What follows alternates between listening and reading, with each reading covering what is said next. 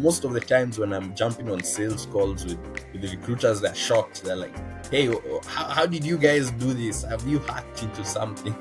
So we help recruiters currently in Kenya, Nigeria, Ghana, and South Africa to verify things like IDs, employment histories, tax information, passports. We've got addresses, we've got bank information. We can run all those checks directly from government records and then just verify, okay, the details this person has given me when I'm onboarding them is true. Let me tell you how a background check works today. So if you want to run a background check on anybody, you'd go to a third-party agency. You'd give them the copies of the documents you want checked and all that, and then they would take like 3 weeks or 2 to 3 weeks, charge you so much. Sometimes it can be upwards of $100 to run the check. So most of the process is manual. So what we at Talent do, we give you an online platform. You can just log in, input the it could be, if it's an ID, probably the ID number. Then based off that, you can run a check and get results within 10 to 20 seconds directly from government records. My goal is to turn it into a winning product, turn it into something so many people use and so many people love. You see, the thing with that, we can't really control it. But I think somewhere else in the letter, I mentioned that what you want to do is increase the surface area for luck to take place in your life.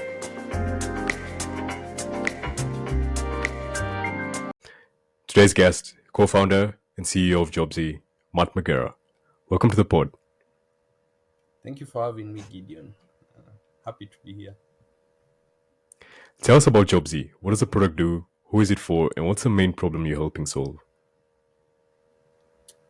So I'd say Jobs is for your typical working professional, someone who's busy, someone who's trying to get a service done, someone who needs help with their day-to-day activities or home cleaning, stuff like that. Just to give you a bit more context, so when we put the idea for Jobzy together, it was all about linking the huge service industry we have in Africa directly with professionals, homeowners, and families who need services done regularly. This comes in, we break it down in 4 categories. So it's cleaning and sanitation and home services. This could be your nanny, your mama fua, somebody to come and do some bit of fumigation and all that. We had the beauty services. You need maybe someone to come and do your nails, your hair. Could be dreadlocks. It could be a massage. Could be all that. Then we had the repairs category. You need someone to come in and fix your pipes, to fix your TV, your phone, all that. And then we had lastly the entertainment bit. So you need an MC, you need a DJ, you need somebody to come help with an event, setting up, all that. So it was all that, just helping professionals, helping small businesses, and helping homeowners like get help with their those day-to-day activities, and also on the workers' side, help them build up a portfolio, build up proof of work. You know, as a plumber, maybe you've done work for 20, 30 years. Nobody has any record of that. Yeah? Maybe you never went to a formal school. You probably learned through apprenticeship, and the only people who can say you're a plumber are the people you've probably done work for. But so it's Yeah. also about giving them that digital record of the work they've done, which also helps them in ways like they can charge more based on their skill set, their experience level, and all that. So that's Jobsy in a nutshell. I hope it wasn't too long. No, I think it was just perfect. I want to rewind a little to the founding of Jobzy. You and your co-founder Enoch started building this company at what, 17 and 18? And I just find it so funny that you have these two kids with no prior professional experience building for the job market. How did this happen? Why HR? And given that you launched at the height of the 2020 pandemic, did that at all influence your decision to build this product? The idea for Jobsy actually came, I think I was 15 at the time. That was before the pandemic. We got serious about it during 2020 because there was I think unemployment was rife at the time. People were really losing their jobs, trying to figure out what to do. So it was I think we felt like it was a perfect timing for the product. Like everybody was trying to find ways they could take advantage of the extra time they have to generate income because they've lost their formal work and they're trying to figure out how do I make money. So we were 16 then. So we built the very first versions at the time. I remember we started out no code, then went to built the first website. We used to be on Jobzy.co.k at the time. Guys were booking services through dialing. So we put together a portfolio of service providers from the internet, and then you just call us, and then we'd link you with somebody who's close to you. Then based off that, we then first raised capital, and then it got very serious when we were like 17. That's when we had our first VC back as we put our team together, and it's been an interesting ride since. I think what really drove us there was an excitement for tackling hard things, solving big problems because unemployment is a big problem on the continent. So we it's just that excitement Yeah. of solving these hard problems, doing interesting things, exploring, figuring things out. When we got into the when we started doing startups, we had no clue what's a business, what's a CEO. We were like googling everything from like top down, horizontal. So there was a lot of learnings. There was figuring out who's an investor, why do they invest, why are they willing to just give random people money. So there was a lot of learning at the time, and I think it was very exciting for us. We really enjoyed it, and yeah, that brought us to what we're doing today now. Right. There's something that you've said that has stood out to me, and that's the learning, right? And I want to tie this in with something that I came across, which is a letter to your younger self. And in it, you mentioned the importance of continuous learning, right? So you say, and I quote, picking up even more skills is invaluable, especially technical skills like programming, design, and sales. The more you can do yourself in the earlier days, the better. Could you talk about a time when a specific skill you learned saved you from a major setback? I think the skills I have are saving me every single day. Uh, how Let me put it into context. Like when you're starting these things, when you're starting these types of companies, you're very limited. You're limited in the aspect of time, in the aspect of resources, in the aspect of money, in the aspect of even talent. In terms of talent, the people you can hire and bring on board and convince to join your company. So having the capacity to build and execute your ideas is very important for most for almost any idea out there.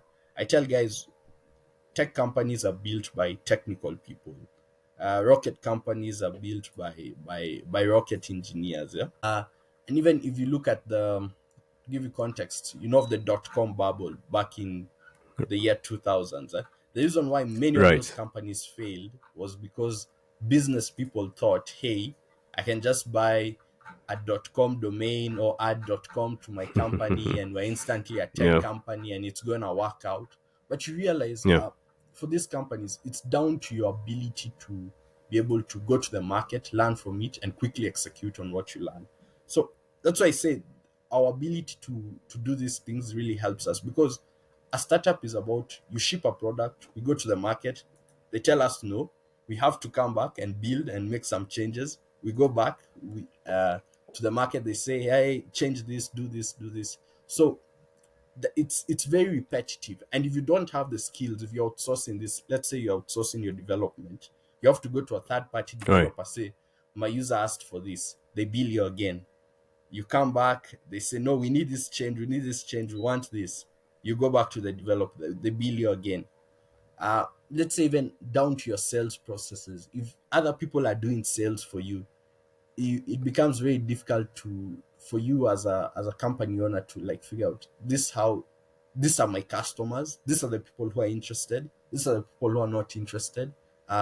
This is the best way to approach them. It could be a For some products, you do it top down, meaning you start from the CEO, C-suite coming down to have your product adopted. For some products, maybe you Right. need to go bottom up, start from the little guys, the developers, have them playing around with your tools before the guys at the top at the company say, okay, this is something we should adopt as an organization. And when you have other people doing these things for you, especially in the early stages, you miss out on those important learnings, those important aspects of your product and your growth that you as a founder need to leverage to build a great company.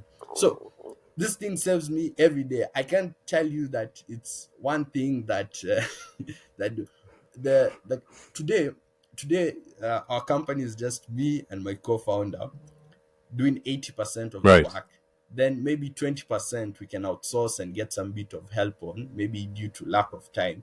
But again, we still need to be on top of it. We still need to supervise it. We still need to know exactly what needs to be done.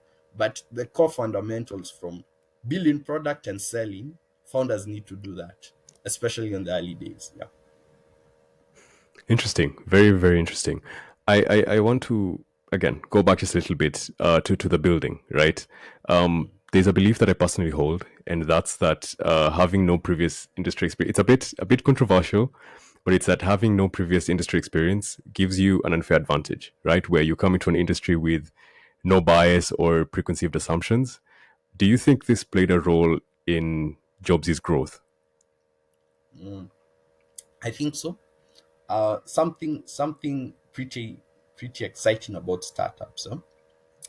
The only experience that is valuable when running a startup is experience building another startup before that. Any other experience usually other than that is irrelevant.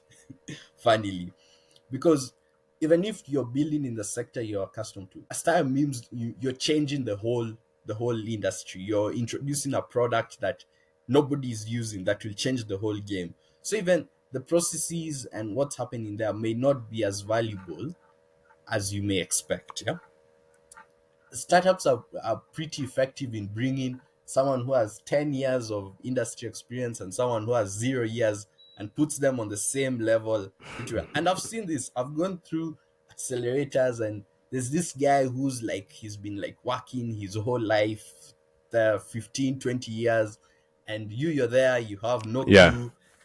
But you're put in this program, and it's like both of you have absolutely no clue. And you wonder what's happening. So, uh, Yeah. I think just to piggyback on what you said, having no experience may give you an unfair advantage because maybe you're more curious. You want to learn. You want to really discover what works, what doesn't. Somebody who has some bit of industry experience may feel, I know this. I don't need help. But you, with absolutely no clue, would say, hey, I need to meet people. I need to talk to people. I need to know what works, what doesn't. So you're collecting different insights, you're getting different perspectives. But if you feel you know something about the industry, you're already like, you have your prejudice. Hey, maybe this works, this doesn't. And that gives you the Right. inability to explore, well, what if. Yeah. So it's true because I think startups are about discovery. Nobody has the answers. Nobody can pick winners. It's about the person who's going to go Right. out there and figure out the answers and pull them out and deliver that product to customers. Yeah. Very interesting. Very interesting. Jobsy is not the only product you've ever built. I came across HSJ Group, your eco manufacturer that you run with Enoch. Can you tell us a bit about that and why eco manufacturing? I think it's a small project we did some time back. Uh, we're just playing around with it. But we, okay. I haven't talked about this one before, but we actually set up the company. I think it was must have been last year. We started the Right. company. We've been doing a lot of random, interesting things with the entity. But at the time, we were thinking of doing something. We're thinking of putting together a hardware startup. So, hardware, very few people are building hard tech companies in Africa. So, we wanted to Yeah. explore what it takes, how difficult this is, what are the challenges people face. Of course, we ran away from it after after figuring out So it was how literally difficult. just it was you doing the learning again, like you mentioned before. Yeah, yeah. It was something. We're just exploring. We actually put the company together and said, okay, we're going to do this manufacturing. There's a type of plastic, it's called BTPU. We're using it to, it's fully recyclable, so you can, when you, and it's fully recyclable, and when you put it in the in a landfill, it decomposes after 5 years. So we're thinking of making products using this type of plastic to, at least to make it safer for the environment. And guys, it will be difficult to transition guys away from plastic, so why not make plastic that is safe for the environment? Yeah. So that was the whole idea Hmm. behind it. What? And What? since we are Yeah. growing since we are growing economy here in Africa, if we're able to start the transition early Hmm. enough before we all join the middle class and become consumers and destroying the environment, if we're already sustainable at Mass that point, it consumption and makes all it way that. Yeah. better. Yeah, so we did that. We Okay. partnered with Well. some guys Yeah. who are like chemical engineers and all that. But it was hard, as I said. Hard tech startups are hard in this market. What products specifically were you looking at building with this plastic? Uh, Wanted to start with clothing products, clothing and shoes. Uh, and we're going to. So for the shoes, we're thinking of 3D printing. So you can make customized Hmm. soles and all that. So there was a lot going into it. I don't know. This When was this? This was like last. Those are those fun youth projects we used to do. But yeah, it was Yeah. clothing. Yeah. It was clothing and shoes. Yeah. Interesting, interesting. I definitely agree. Hardware in Africa, we don't see a lot of it. Interestingly, the founder that I'm talking to next is actually building in hardware. I don't know if you've heard of TerraHaptics. I'm talking to the co-founder of TerraHaptics out of Nigeria. So should be interesting. Um, you recently launched Talent as part of Jobzy 2.0. First of all, congrats on that. One of the standout features being your know your employee background check. Africa has a huge occupational fraud issue that we cover in the newsletter, and we've seen it happen to some of the big players such as Equity Bank and even Jumia, where they had an instance where they lost 150K in employee fraud. What role does Jobsy play in solving this? So maybe just to give you some bit of context. So doing Jobsy for the past, I think it's close to 5 years now. Uh, we Yeah, we realize the gaps when it comes to validating, as I think I even mentioned this earlier in the podcast, like determine a person's skill sets, the background, what have they right. done, are they qualified in this, who are they, is there, can you prove their identity, can you prove their educational qualifications. So as we were doing jobs, we noticed this gap, and we said, okay, this is something we can solve. And uh, what we do, maybe just to give you context about what talent is. So we help recruiters currently in Kenya, Nigeria, Ghana, and South Africa to run to verify things like IDs, employment histories, tax information, passports. We've got addresses, we've got bank information. You can run all those checks directly from government records and then just verify, okay, the details this person has given me when I'm onboarding them is true. And then that just helps you prevent things like employee fraud. I saw what happened at Equity where employees stole money. So you're able to determine this person's credibility from the onset.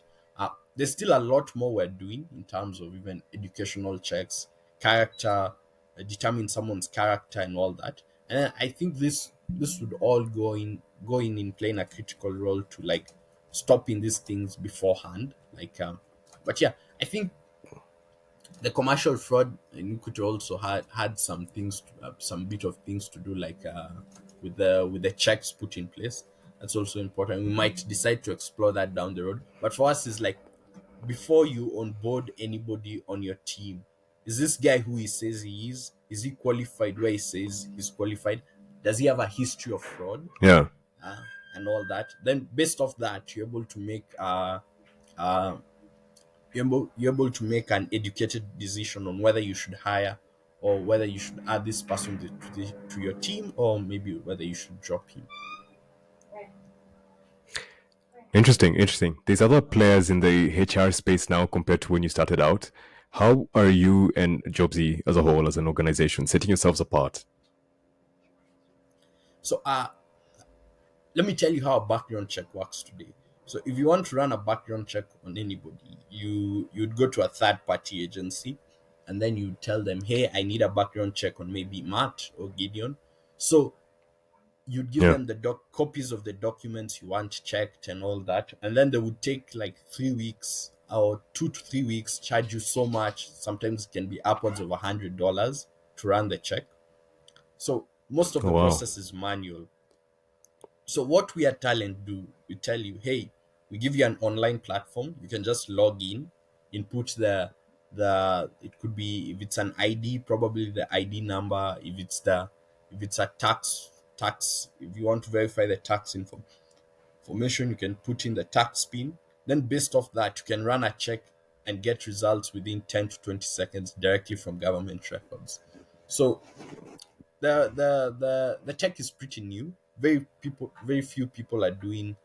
Okay, I'm yet to find somebody who's tackling the problem. Maybe you could tell me, but there are very few No, no, no. people Same, who same are case. yeah, who are doing this completely digitally on an online platform and enabling guys run checks digitally. In fact, most of the times when I'm jumping on sales calls with the recruiters, they're shocked. They're like, "Hey, how did you guys do this? Have you hacked into something?" Yeah, yeah. I remember the first time you told me about. I found out about this feature, and I texted you, and I was like, "Dude, this is a game changer. This is it, for sure." What's the reception been like?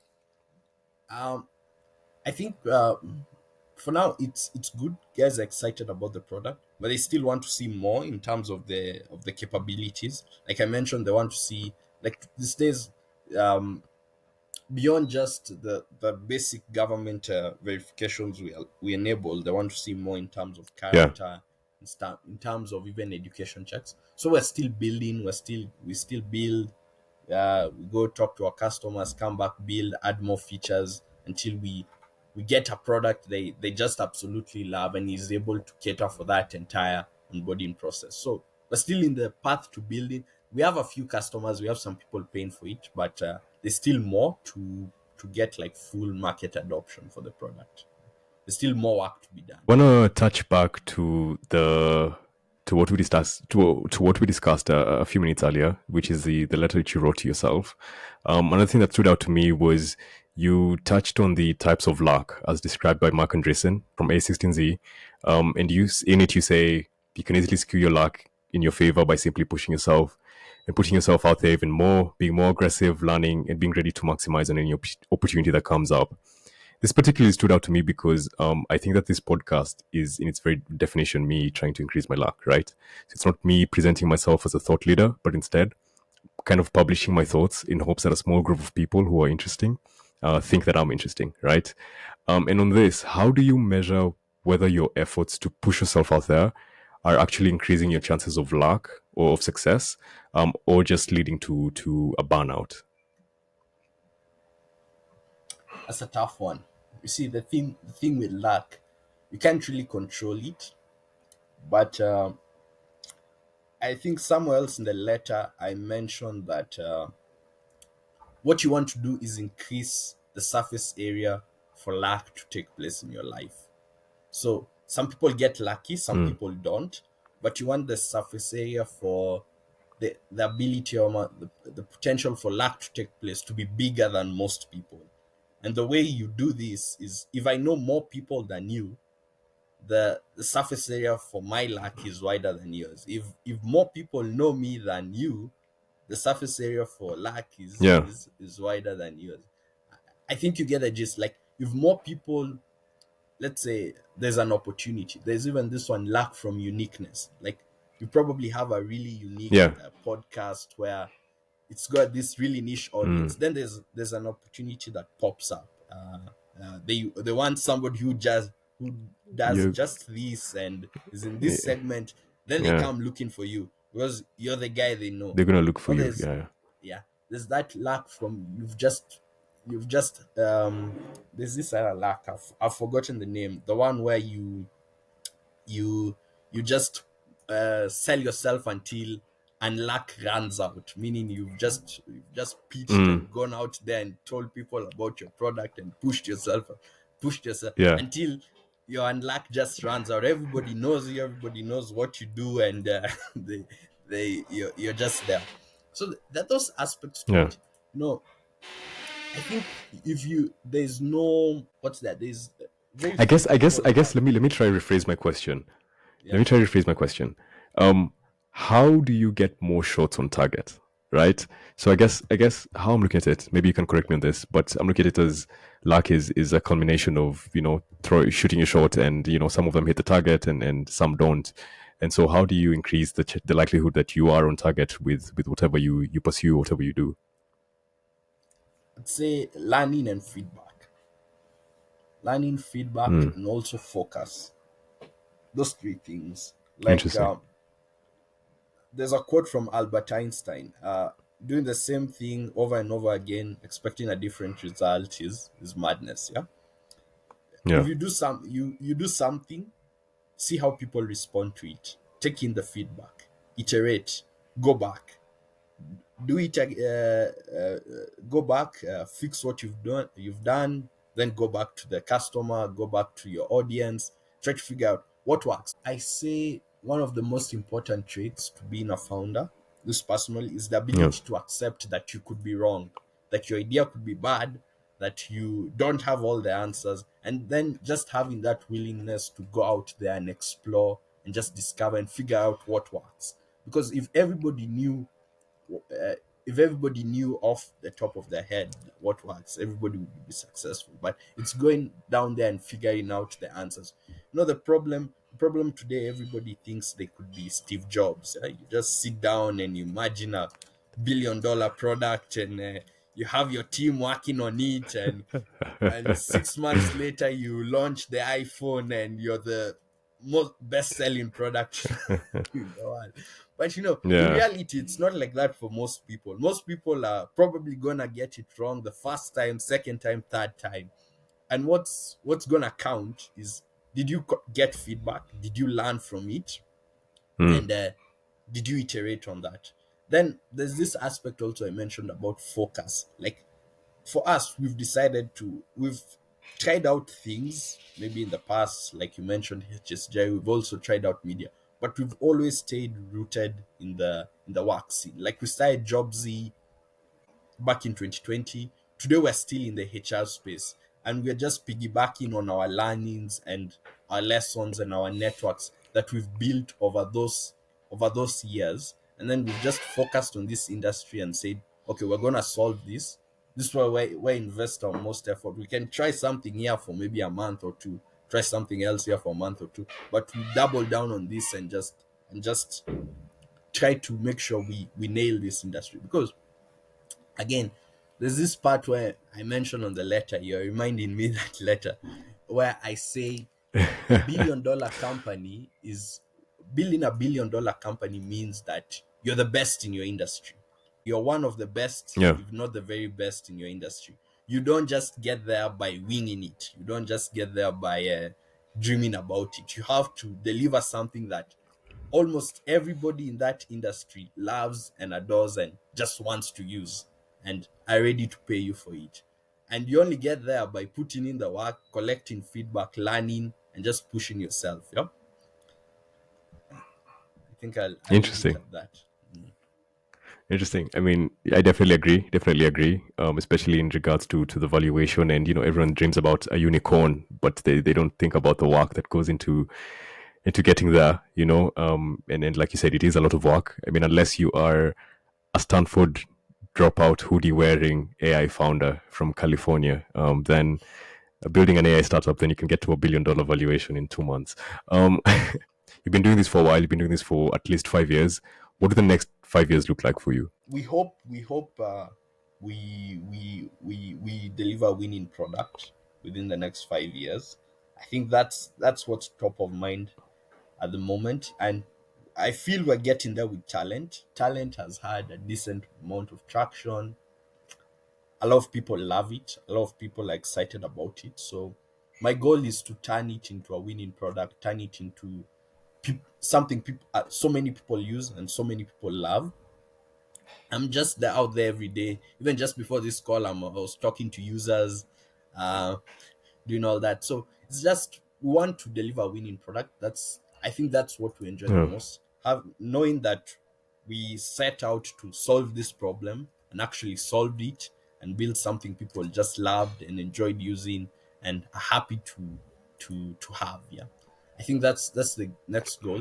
Hopefully we get there before the next 5 years. If we get there sooner, we might start something new. If we get there at the end of the 5 years, it's well and good. Yeah. Yeah. Matt, this has been an amazing conversation. It's been exciting to see Africa's potential through your perspective. One last question. Where can listeners find you online if they want to reach out and learn more? Uh, for me personally, I think all my info is on mattmagera.com. So you can find my, if you go into the contact info, you can find my phone number, email, Twitter, LinkedIn, everything is there. So mattmagera.com, and a contact info, you'll find everything there. I try to respond to almost everyone. So now I'm talking to customers a lot and doing a lot of sales calls. So I'm usually on top of my emails and my WhatsApp. Uh, to find our product, I think our SEO is pretty good. So you can just Google Jobzy, should be the first link you find. The domain is jobzy.africa. Talent is also there. I think you'll get a redirection once you open Jobzy. So just Google Jobzy, top link jobzy.africa. That's where you'll find our product. For me, it's mattmagera.com. I think if you Google my name, it should be like the third link or something, but it's myname.com. That's a very specific response. Like the fact that you know where it ranks in Google is very funny to me. I try to, to make sales easy. I make sure it's very easy for people to find me and find my product. I So I'm thought, usually on. I mean, I, yeah, I, I devote a significant amount of time to ensuring our ranking is on point and the yeah. way I mean, guys like ease of use. If people can't find you, yeah, maybe you just saw me, ama you saw our logo somewhere and you're curious. So yeah. I should make sure it's very easy for you to find me. Thank you once again, Matt, for coming on. This has been a fantastic conversation. Okay. Remember, check out Jobzy. All the links should be in the bio. Cheers, man. Okay. Goodbye.